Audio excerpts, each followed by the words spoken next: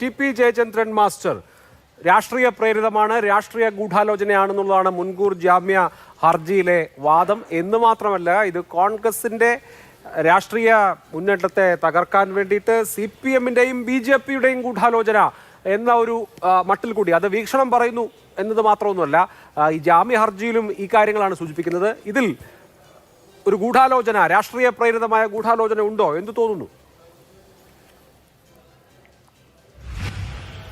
അല്ല അഭിലാഷേ, അങ്ങനെ ഒരു ഗൂഢാലോചന ഉണ്ടെങ്കിലും ഇല്ലെങ്കിലും ഈ കേസിൻ്റെ മെറിറ്റുമായിട്ട് അതിനെന്താ ബന്ധം? നോക്കൂ, ഈ ഫ്ലോറിൽ ഇരുന്നു കൊണ്ട് ഇത്തരം ഒരു ചർച്ച നടത്തുന്നതിൽ നിങ്ങൾക്കും എനിക്കും ലജ്ജ തോന്നേണ്ടതാണ്. യഥാർത്ഥത്തിൽ കേരളത്തിലെ ഒരു MLA ഈ രാഷ്ട്രീയ പ്രക്ഷുബ്ധമായ അന്തരീക്ഷത്തിൽ അദ്ദേഹത്തിൻ്റെ ലൈംഗിക വൈകൃതങ്ങളും അദ്ദേഹത്തിൻ്റെ ധാർഷ്ട്യവുമാണ് നമ്മൾ ചർച്ച ചെയ്യുന്നത്. ആ അർത്ഥത്തിൽ നിങ്ങൾ ചില ചോദ്യങ്ങളും ചോദിച്ചു. അപ്പോൾ അദ്ദേഹം ആ ചർച്ചയ്ക്കൊക്കെ വ്യക്തമായ ഉത്തരവുണ്ട്. ഈ സംഭവം ഉയർന്നു വന്നപ്പോൾ ഈ രാഹുൽ മാങ്കൂട്ടത്തിൽ എന്ന് പറയുന്ന സൈക്കോപാത്ത് ആദ്യം പറഞ്ഞത് എന്താ? Who cares? ഇത് ആരോടൊക്കെയുള്ള ചോദ്യമാണ്. ഇന്ന് അദ്ദേഹത്തിന്റെ അനുയായികളും ചോദിക്കുന്നു, who cares KPCC president? Who cares leader of opposition? Who cares the law of India? ഞങ്ങൾക്ക് ആരെയും ഇക്കാര്യത്തിൽ കെയർ ചെയ്യാനില്ല.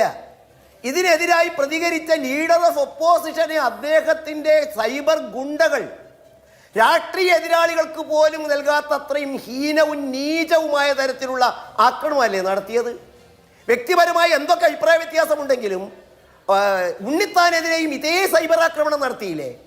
മാത്രമല്ല, ഇപ്പം ചിലർ വന്ന് കോൺഗ്രസിൻ്റെ നയമെന്ന് പറയുന്നു. നോക്കൂ, അദ്ദേഹത്തിൻ്റെ കൂടെയുള്ള കോൺഗ്രസിൻ്റെ മറ്റേതെങ്കിലും ഒരു വൈസ് പ്രസിഡന്റ്, മറ്റേതെങ്കിലും ആക്ടിംഗ് പ്രസിഡന്റുമാർ, വർക്കിംഗ് പ്രസിഡന്റുമാർ, ഇവരാരെങ്കിലും സംസാരിച്ചിട്ടുണ്ടോ ഇതുവരെ?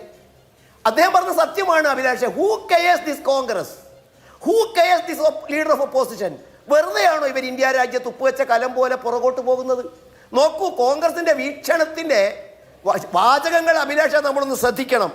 രാഹുലിനെ കുറിച്ചാണ് അവർ സൂചിപ്പിക്കുന്നത്. രാഷ്ട്രീയ സർഗാത്മകത തുളുമ്പുന്ന നേതാവ്, പ്രജ്ഞാശേഷിയുള്ള ഒരു മനുഷ്യൻ. ഇതൊക്കെയാണോ എന്റെ കോൺഗ്രസ്സുകാർ പ്രതീക്ഷിക്കുന്ന രാഷ്ട്രീയ സർഗാത്മതയും പ്രജ്ഞാശേഷിയും? മാത്രമല്ല, വിത്തുഗുണം എന്നൊരു പരാമർശം കൂടിയുണ്ട്. വീക്ഷണത്തിന്റെ ഒക്കെ ഒരു രാഷ്ട്രീയ കാഴ്ചപ്പാട് ഏതാണ് എന്നുള്ളത് തലയിൽ കൈവച്ച് ആലോചിക്കേണ്ടി വരുന്നൊരു സന്ദർഭമാണ്.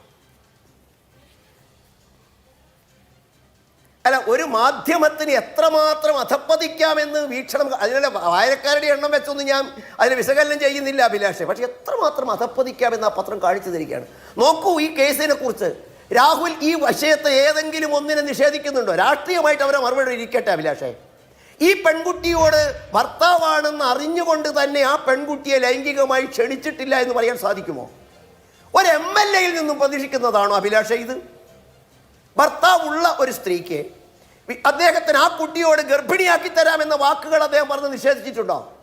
ഏതെങ്കിലും ഒരു മനുഷ്യത്വമുള്ള, ഒരു മനുഷ്യത്വം അല്പമെങ്കിലും അപേക്ഷിച്ച ഒരു പുരുഷൻ ഒരു പെൺകുട്ടിയോട് വിവാഹത്തിന് മുമ്പ് അബദ്ധത്തിൽ ലൈംഗിക ബന്ധത്തിലൊക്കെ വന്നുപോയി നമുക്ക് സമാധാനിക്കാം.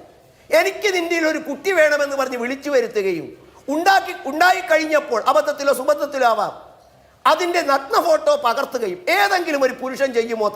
താൻ ബന്ധപ്പെടാൻ ആഗ്രഹിക്കുന്ന ഒരു സ്ത്രീയുടെ ഫോട്ടോ എടുത്തു വയ്ക്കുമോ? അതൊന്നും അദ്ദേഹം ഈ ബെയിലിൽ നിഷേധിച്ചിട്ടില്ലല്ലോ. സത്യത്തിൽ എവിടെയാണ് ഞാൻ പറഞ്ഞത്? ഒരു MLA ആയിപ്പോയി എന്നുള്ളതും ഇപ്പോഴും അദ്ദേഹത്തിൻ്റെ കൂടെ ഹസ്സനെ പോലെ നിരവധി ആളുകൾ ഉറപ്പിക്കുന്നു എന്നുള്ളതും ഇന്ത്യൻ രാഷ്ട്രീയവും കേരള രാഷ്ട്രീയവും നമ്മൾ അഭിമാനിക്കുന്ന രാഷ്ട്രീയം എങ്ങോട്ടാണ് നീങ്ങുന്നത് എന്നതിൻ്റെ ഏറ്റവും ലജ്ജാകരമായ പരിതാപകരമായ അവസ്ഥയല്ലേ കോൺഗ്രസ് എത്തിയിരിക്കുന്നത്? Who cares? എനിക്കൊന്നും രാജ്യത്തെ നിയമം എനിക്ക് പ്രശ്നമല്ല, രാജ്യത്തെ പൗരത്വം, രാജ്യത്തെ മനുഷ്യത്വം എനിക്ക് വിഷയമല്ല, പെൺകുട്ടിയുടെ മാനാഭിമാനമോ ആരോഗ്യമോ അവരുടെ ഗർഭധാരണവുമായി ബന്ധപ്പെട്ട ശാരീരിക അസ്വാസ്ഥ്യമോ എനിക്ക് വിഷയമല്ല. അശാസ്ത്രീയമായ മരുന്ന് കഴിപ്പിച്ചുകൊണ്ട് പോലും അത് ഞാൻ എൻ്റെ അഭിമാന രക്ഷണം. സാഹചര്യങ്ങൾ മാറുന്നു, എനിക്ക് എൻ്റെ അഭിമാനമാണ് വലുത്. ഇവരൊക്കെയാണോ നമ്മുടെ ജനാധിപത്യത്തിലെ ജനപ്രതിനിധികളായിട്ടും MLA-മാരായിട്ടും തിരഞ്ഞെടുക്കേണ്ടത്? എന്തുമാത്രം അധപ്പതിച്ചിരിക്കുന്നു ഈ കോൺഗ്രസ്?